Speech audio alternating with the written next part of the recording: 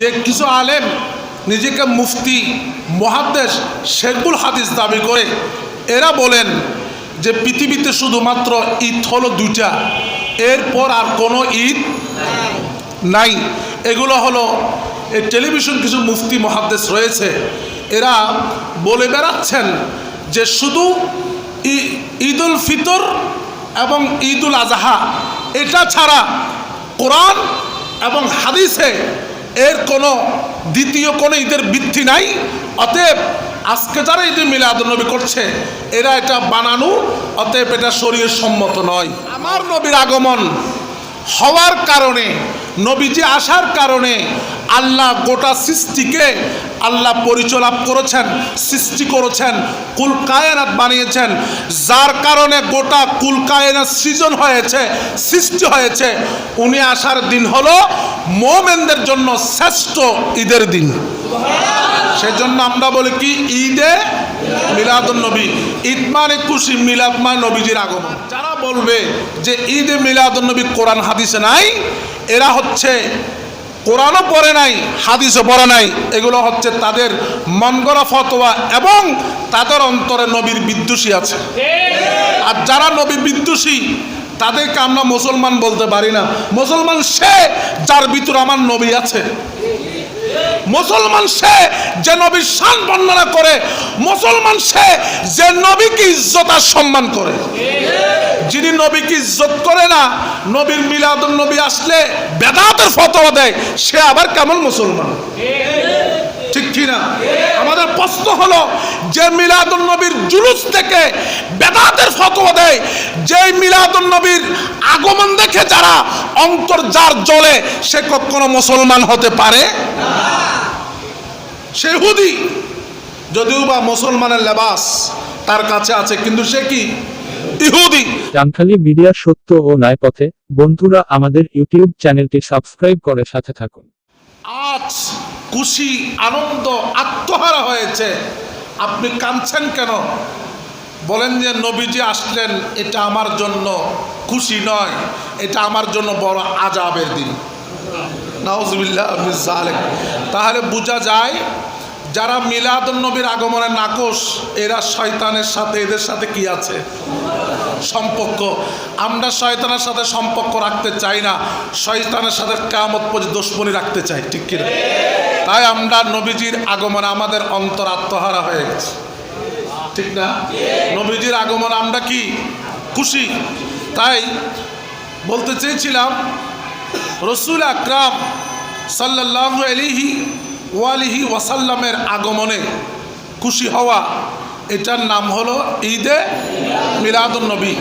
পৃথিবীতে আমরা যদি পর্যালোচনা করি, আমি আপনাদের মাথায় রাখতে চাই, দেখবেন বর্তমান টেলিভিশন, ইউটিউব থেকে শুরু করে অনেক প্রকার আমরা কথা শুনছি যে কিছু আলেম নিজেকে মুফতি মুহাদ্দিস শেখুল হাদিস দাবি করে এরা বলেন যে পৃথিবীতে শুধুমাত্র ঈদ হলো দুইটা, এরপর আর কোনো ঈদ নাই। এগুলো হলো এই টেলিভিশন কিছু মুফতি মুহাদ্দিস রয়েছে, এরা বলে বেড়াচ্ছেন যে শুধু ঈদুল ফিতর এবং ঈদুল আজহা এটা ছাড়া কোরআন এবং হাদিসে এর কোনো দ্বিতীয় কোনো ঈদের ভিত্তি নাই। অতএব আজকে যারা ঈদে মিলাদুন্নবী করছে এরা এটা বানানো, অতএব এটা শরীয়ত সম্মত নয়। নাউজুবিল্লাহ। এই হলো আমার কিছু ভাইদের কথা। আমাদের মেন কি? কোরআন। পৃথিবীর জমিনে কোরআন থেকে কেউ প্রমাণ করতে পারবে ঈদুল ফিতরের লেখা কোরআন শরীফে আছে? কেউ প্রমাণ করতে পারবে না। ঈদুল ফিতরের কথা কোরআন শরীফে কোথাও উল্লেখযোগ্য আয়াত নাযিল হয় নাই। কিন্তু রমজানের ব্যাপারে, রমজানের ফজিলতের ব্যাপারে, রমজানের ব্যাপারে চাঁদ শেষ হওয়ার পরে মানুষ যাতে রোজা ছেড়ে দেয়, ওদিন যাতে খুশি করে, অতটুকু আয়াত খুঁজে পাওয়া যায়। কিন্তু ঈদুল ফিতর এই শব্দটা বের হয়েছে মূলত হাদিস শরীফ থেকে প্রমাণিত। ঈদুল আজহা এবং ঈদুল ফিতর এটা হলো হাদিস শরীফ থেকে প্রমাণিত। এখন আসেন, আমরা যে ঈদে মিলাদুন নবী করি এর যৌক্তিক এবং কোরআন হাদিস দ্বারা কতটুকু প্রমাণিত। আমরা যদি কোরআন কারীমের আয়াত দেখি, আল্লাহ বলেন কুল বিফদলিল্লাহি ওয়া বিরহমাতিহি, আল্লাহ বলেন মাহবুব বিফদলিল্লাহি, তারা আমার পক্ষ থেকে নিয়ামত পেয়ে, ওয়া বিরহমাতিহি, তারা আমার পক্ষ থেকে দয়া পেয়ে, ফাবিযালিকা ফালিয়াফরাহু, তারা যেন এই নিয়ামতগুলো পাওয়ার পর তারা যেন খুশি উদযাপন করে। দেখুন আমরা আল্লাহ থেকে নিয়ামত পেয়েছি কিনা, নিয়ামত কি? এখন আমরা যদি বলি নিয়ামত, সপ্ত নিয়ামত, নিয়ামতের যদি বর্ণনা করতে যায় সব কিছু আমাদের জন্য নিয়ামত, ঠিক কিনা? কিন্তু আল্লাহ বলেন সমস্ত নিয়ামত এক কাঠায় যদি রাখা হয়, রহমতুল লিল আলামিনের আগমন, তুমি যে নবীর উম্মত হতে পেরেছ, আখিরি মুরসালের যে তুমি উম্মত হতে পারো, তার চাইতে নিয়ামত পৃথিবীতে আর কিছু হতে পারে না, ঠিক কিনা? আল্লাহ বলেন কোরআন শরীফে ওয়াজকুরু নি'মাতাল্লাহি আলাইকুম, আল্লাহ বলেন তোমরা ওই নিয়ামতের কথা স্মরণ করো যেই নিয়ামত পৃথিবী জুড়ে আমি আল্লাহ নবীর মাধ্যমে, নবীকে দিয়ে তোমাদেরকে আমি উঁচু মাকাম দান করেছি। জোরে বলুন সুবহানাল্লাহ। এভাবে করে আমি যদি কোরআন শরীফ থেকে দলিল পেশ করতে যাই, অসংখ্য দলিল আপনাদের সামনে পেশ করা যাবে।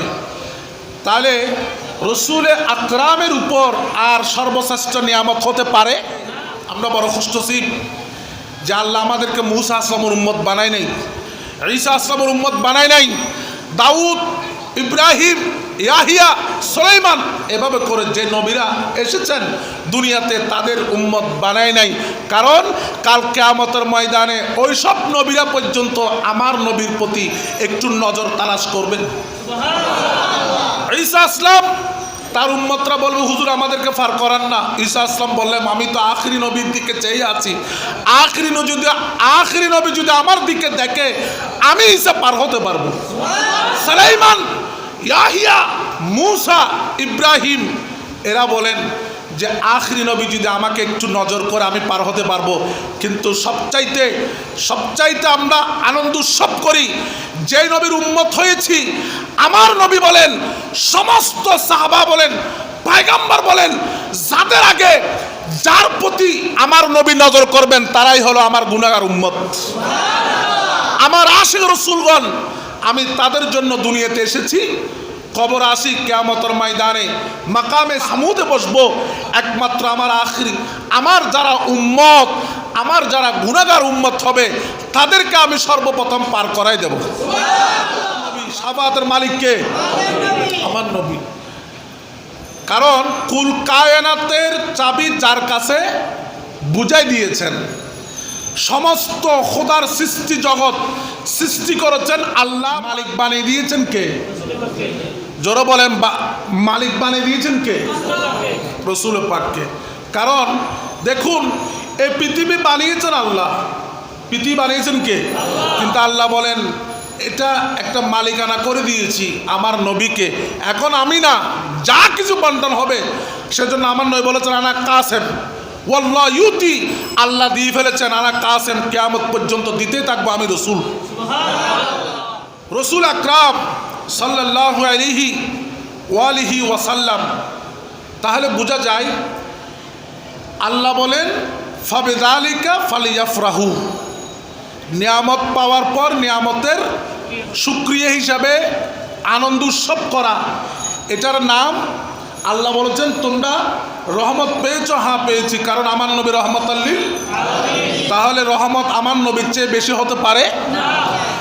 তারপরে হলো ওয়া বিরহমাতিহি, আল্লাহর দয়া, তাও পেয়েছি নবীর মাধ্যমে। কার মাধ্যমে? নবীর মাধ্যমে। পাওয়ার পর ফাবিযালিকা ফালিয়াফরাহু, আল্লাহ বলেন পেয়েছো তো এবার তোমরা খুশি উদযাপন করো। এই খুশি উদযাপনের নাম হলো জশ্নে জুলুসে ঈদে। এখন যদি অনেকে বলো কই এখানে তো ঈদের শব্দ নেই, ঈদের কোনো শব্দ তো আল্লাহ কোরআনের ভাষায় বলেছেন ফাবিযালিকা ফালিয়াফরাহু। তো খুশির যদি আমি আরবি শব্দই বলি, আরবি শব্দ খুশির আরবি শব্দ হবে ঈদ, ঈদের আবেদানিক শব্দ হবে খুশি। তো এখানে ফাবেদালিকা ফালিয়াফরাহু, এটার অর্থ করলে প্রমাণিত হয় খুশি উদযাপন করো। তা আমরা বলি ঈদে মিলাদুন্নবী উদযাপন করো। কথা একটাই, যেমন নামাজ যেরকম কোরআন শরীফে নাই, রোজা যেরকম কোরআন শরীফে নাই, এগুলো কিয়ামত পর্যন্ত যদি খুঁজে কেউ ভাই নামাজে আসো নামাজ আসো, তো কোরআন শরীফে কোথায় লেখা আছে নামাজ আছে? কোরআন শরীফে আসেনি? কেউ বলতে পারবে আছে? কেউ বলতে পারবে না। কেন? কারণ নামাজ শব্দটা কোরআন শরীফে নেই। আছে কি? সলাৎ আছে কি? তো সলাৎকে যেভাবে আমরা নামাজ বলি আমাদের ভাষায় ফাবেদালিকা ফালিয়াফরাহুকে ঈদে মিলাদুন্নবী বলছি। জোরে বলবেন না সুবহানাল্লাহ? আচ্ছা, এখন আসেন, এটা হলো এক নাম্বার।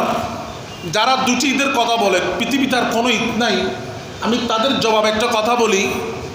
হাদিসে পাকে দেখা যায় বুখারী এবং মুসলিমে ঈদুল জুমআ অর্থাৎ জুমার দিন, জোরে বলেন জুমার দিন, ঈদুল ইয়মে আরাফা 9 জিলহজ আরাফার দিন, ঈদের দিন।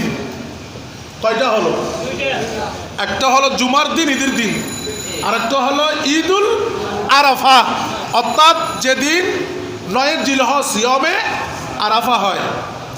এবার আসুন দুটা পেয়েছেন সূরাতুল মাইদা শরীফ।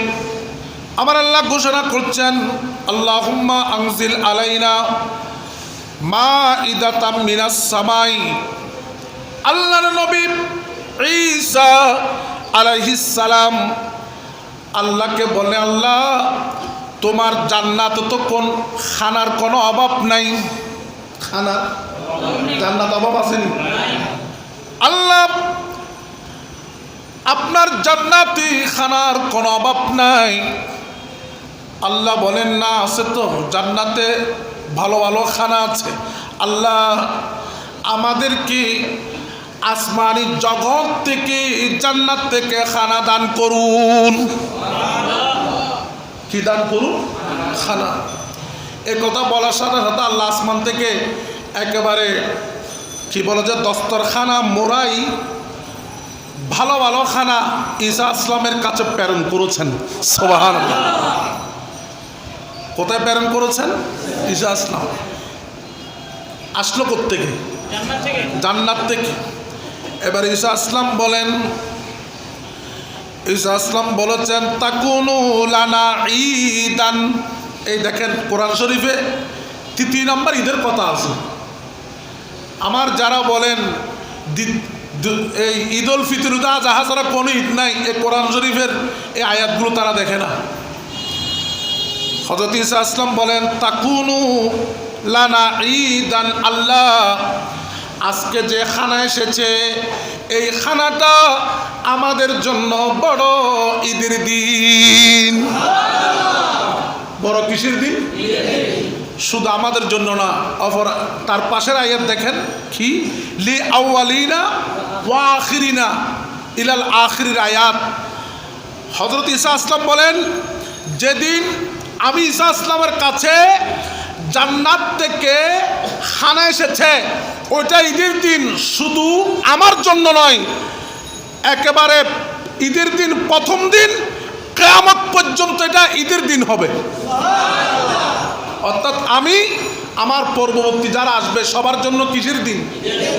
তাহলে এবার আমি আপনাদের কাছে প্রশ্ন করি, যদি জান্নাত থেকে খানা পাওয়ার পর যদি ঈদের দিন ঘোষণা করা হয়, তাহলে আমার নবীকে খানার চেয়ে খারাপ?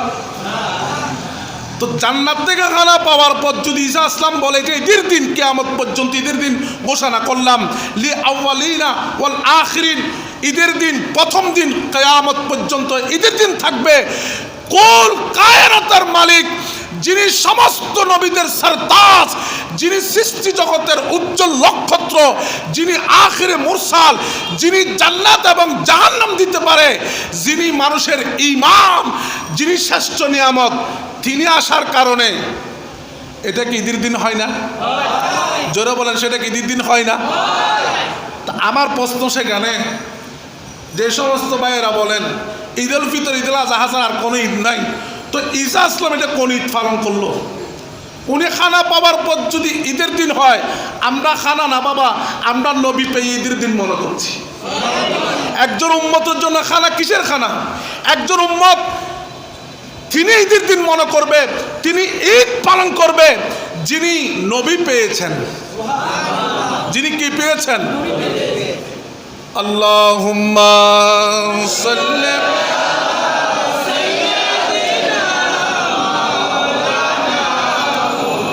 ওয়া আলা আলি সাইয়্যিদিনা। সেজন্য একসাথে বলেন, একে দিলেন আল্লাহ মোদের কেমন উপহার, একে দিলেন আল্লাহ মোদের কেমন উপহার, রহমতে আলম যিনি উম্মতি সরকার, রহমতে আলম যিনি। আল্লাহর পক্ষ থেকে যেটা শ্রেষ্ঠ উপহার সেটা আমাদের জন্য 12 রবিউল আউয়াল শরীফ ঈদের দিন, ঠিক কিনা? সেই জন্য আলা হযরত বলেন, কারণ যিনি পৃথিবীর শ্রেষ্ঠ একজন আলেম, যিনি শ্রেষ্ঠ একজন জ্ঞানী ব্যক্তি, তিনি বলেন এক পাল্লে মে ঈদ হে और एक পাল্লে মে ঈদ হে, একদিকে ঈদুল ফিতর আর একদিকে ঈদুল আজহা। আর যদি আমার নবীর আগমনের দিন যদি রাখেন তাহলে এটাই হবে ঈদ মিলাদুন নবী। দুই ঈদের চেয়ে কোটি গুণ সর্বশ্রেষ্ঠ হলো ঈদ মিলাদুন নবী। কারণ আপনি যদি দেখেন ঈদুল ফিতর পেয়েছি কার দ্বারায়? নবীর দ্বারাই। নবী না আসলে নামাজ আসতো না, নবী না আসলে কোরআন আসতো না, নবী না আসলে রোজা আসতো না, নবী না আসলে কোরবান আসতো না, নবী না আসলে ঈদুল ফিতর আসতো না, নবী না আসলে আসমান হতো না, নবী না আসলে জমিন হতো না, নবী না আসলে কুল কায়নাত হতো না। আল্লাহ বলেছেন হাদিস কুদসিতে, কুনতু কানজান মাখফিয়া, এই পৃথিবীর মানুষ আমি আল্লাহ পৃথিবীতে প্রকাশ হতাম না যদি আমার নবীকে না বানাতাম। তো আল্লাহ কেমনে প্রকাশ হয়েছ? আল্লাহ বলেন আমি প্রকাশ হয়েছি সরকার দু আলমের মাধ্যমে।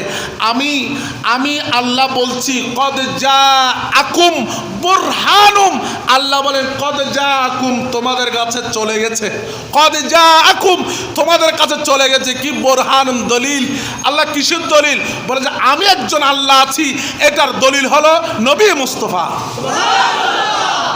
এবং ওয়ানজালনা ইলাইকুম নূরাম মুবিনা, আল্লাহ বলে শুধু দলিলটা কি জানো? একটা নূরের জ্যোতি।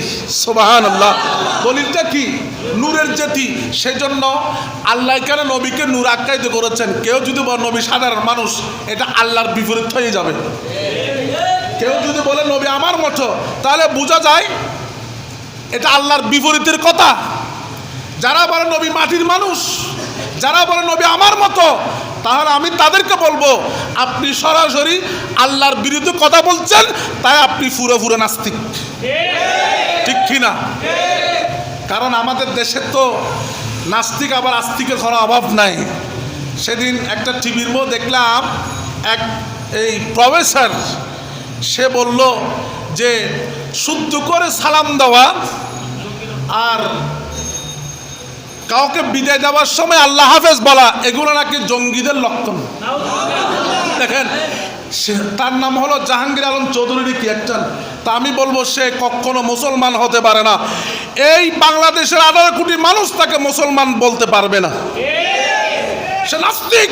কারণ সালাম হলো ইসলামের বিধান, এবং কি এই সালামের মাধ্যমে একটি নবীজির সুন্নত আদায় হচ্ছে। সেজন্য বলতে চেয়েছিলাম, আমার কথা সেখানে না। আমি বললাম যে কি ঈদুল ফিতর ঈদুল আজহার চেয়েও আরও ঈদ আছে। যেমন আরফার দিন ঈদের দিন, জুমার দিন ঈদের দিন, আর হজরতে ঈসা আসলাম যেদিন জান্নাতি খাবার এসেছেন ওইটা ঈদের দিন। তাহলে বোঝা যায় ঈদুল ফিতর ঈদুল আজহার চেয়ে আরও 3টা ঈদ বের হয়ে গেছে, ঠিক কিনা? তো এগুলো আমি বলতে চাই না। আমি বলবো এটা আমার নবীর আগমন হওয়ার কারণে, নবীজি আসার কারণে আল্লাহ গোটা সৃষ্টিকে আল্লাহ পরিচালনা করেছেন, সৃষ্টি করেছেন, কুল কায়নাত বানিয়েছেন, যার কারণে গোটা কুল কায়নাত সৃজন হয়েছে, সৃষ্টি হয়েছে। উনি আসার দিন হলো মুমিনদের জন্য শ্রেষ্ঠ ঈদের দিন। সেজন্য আমরা বলি কি ঈদে মিলাদুন নবী। ঈদ মানে খুশি, মিলাদ মানে নবীজির আগমন, অর্থাৎ নবীর আগমনে উম্মতের খুশি, নবীর আগমনে উম্মতের খুশি। এটা উদযাপন করার জন্য এটা মোমেনরা পাগল পারা হয়, কারণ মোমেন নবী ছাড়া তো কিছু আর মানতে পারে না, ঠিক কিনা? কারণ নবী হলো মোমেনদের জান, নবী হলো মোমেনদের মান, ঠিক কিনা? তাই আসুন আমরা সেই সর্বশ্রেষ্ঠ ঈদে মিলাদুন্নবী আমরা পালন করি। আর যারা বলবে যে ঈদে মিলাদুন্নবী কোরআন হাদিসে নাই, এরা হচ্ছে কোরআনও পড়ে নাই, হাদিসও পড়ে নাই, এগুলো হচ্ছে তাদের মন গড়া ফতোয়া এবং তাদের অন্তরে নবীর বিদ্বেষী আছে। আর যারা নবী বিদ্বেষী তাদেরকে আমরা মুসলমান বলতে পারি না। মুসলমান সে যার ভিতরে আমার নবী আছে, মুসলমান সে যে নবীর শান বর্ণনা করে, মুসলমান সে যে নবীকে ইজ্জত আর সম্মান করে। যিনি নবীকে ইজ্জত করে না, নবীর মিলাদুন নবী আসলে বেদাতের ফতোয়া দেয়, সে আবার কেমন মুসলমান, ঠিক কিনা? আমাদের প্রশ্ন হলো, যে মিলাদুন নবীর জুলুস থেকে বেদাতের ফতোয়া দেয়, যে মিলাদুন নবীর আগমন দেখে যারা অন্তর যার জ্বলে, সে কখনো মুসলমান হতে পারে না। সে ইহুদি, যদিও বা মুসলমানের লেবাস তার কাছে আছে, কিন্তু সে কি ইহুদি। আল্লাহ আমাদের সবাইকে জশ্নে জুলুসে ঈদে মিলাদুন নবী পালন করার তৌফিক দান করুক, সবন আমিন। মিলাদুন নবী পালন করলে কি হয়, আমি একটা হাদিস শরীফ বলে আমি বক্তব্য শেষ করছি। এটা বুখারীর রাওয়াত। ক্বালান নবী সাল্লাল্লাহু আলাইহি ওয়াসাল্লাম আনা ফি মিলাদুন নবী ওয়া হাদারাহু ফি হাদিহিল জান্নাহ। আল্লাহর নবী 12 রবিউল আউয়াল শরীফে সাহাবায়ে কেরামকে নিয়ে যখন মক্কা শরীফে একটি জায়গায় তশরিফ নিচ্ছেন, হযরতে আল্লাহর নবীর একজন সাহাবা হযরতে আবু দারদা দেখলেন ঘরের মধ্যে আপন পরিবার নিয়ে, ছেলে সন্তান নিয়ে কিছু খানাফিনা রেডি করে গোল করে সবাইকে নিয়ে আমার নবীর উপর দরুদ সালাম পড়তেছে। আমার নবী প্রতিমধ্যে যাচ্ছিলেন আর বললেন, আবু দারদা আপনি কি করছেন? বললেন, হুজুর আজ 12 রবিউল আউয়াল শরীফ আমার নবীজির ঈদে মিলাদুন নবী পালন করছি। আল্লাহর নবী বলেছেন ফি হাদিল জান্নাত, ও আবু দারদা তুমি ঈদে মিলাদুন নবী পালন করার জন্য তোমার উপর জান্নাত ওয়াজিব হয়ে গেছে।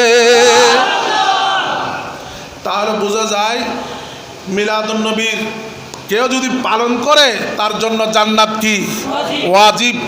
হযরতে সাইয়েদনা আবু বকর সিদ্দিক বলেন, যদি কেউ 1 টাকা ঈদে মিলাদুন নবীর জন্য খরচ করে তার জন্য জান্নাত।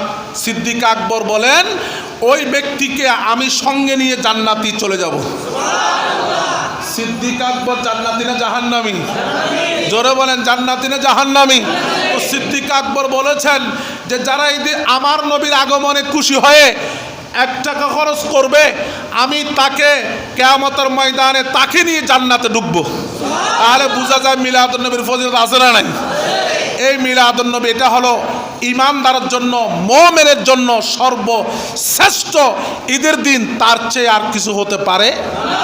সেজন্য আজে বাজে ফতোয়া না দিয়ে আমরা আহ্বান করতে চাই, যেই সমস্ত মোল্লা মৌলবীরা ঈদে মিলাদুন নবীর বিরুদ্ধে কথা বলে তাদেরকে আমি কঠোরভাবে হুঁশিয়ারি করতে চাই। কোরআন এবং হাদিসকে সামনে রেখে আল্লাহর ওয়াসিতে এই দেশের মানুষকে বিভ্রান্ত না করে আপনারা সঠিক কোরআন এবং হাদিসের ব্যাখ্যা করে ঈদে মিলাদুন নবীর পক্ষে চলে আসুন। সবাই বলুন আমিন। কারণ ঈদে মিলাদুন নবী পালন করা কোরআন এবং হাদিস সমর্থিত, কোরআন এবং হাদিস সমর্থিত। আমরা অসংখ্য কোরআন শরীফের আয়াত এবং সহি সনদপ্রাপ্ত হাদিসের মাধ্যমে প্রমাণিত হয় যে ঈদে মিলাদুন্নবী উম্মতের জন্য সর্বশ্রেষ্ঠ ঈদ। সেজন্য দেখেন সাহাবাই কেরামের মধ্যে এরা ঈদুল ফিতর ঈদুল আজহার চেয়ে গুরুত্ব দিতেন কোনটা? ঈদে মিলাদুন্নবী। সাহাবাই কেরাম ঈদে মিলাদুন্নবী আসলে নতুন কাপড় সেলাই করতেন, ঘরের মধ্যে খানার আয়োজন করতেন এবং ঘরে ঘরে লাইটিং করতেন। কিরে বাবা আপনি লাইটিং করছেন কেন, নতুন কাপড় পরছেন কেন? বলে যে আমাদের যিনি কুল কায়নাতের স্রষ্টার পরে সৃষ্টির উপরে যিনি শ্রেষ্ঠ একজন রসুল দুনিয়াতে আগমন হয়েছে, তার চেয়ে আনন্দ আর কি হতে পারে? তার চেয়ে সবচাইতে গুরুত্বপূর্ণ দিন কোনটা হতে পারে?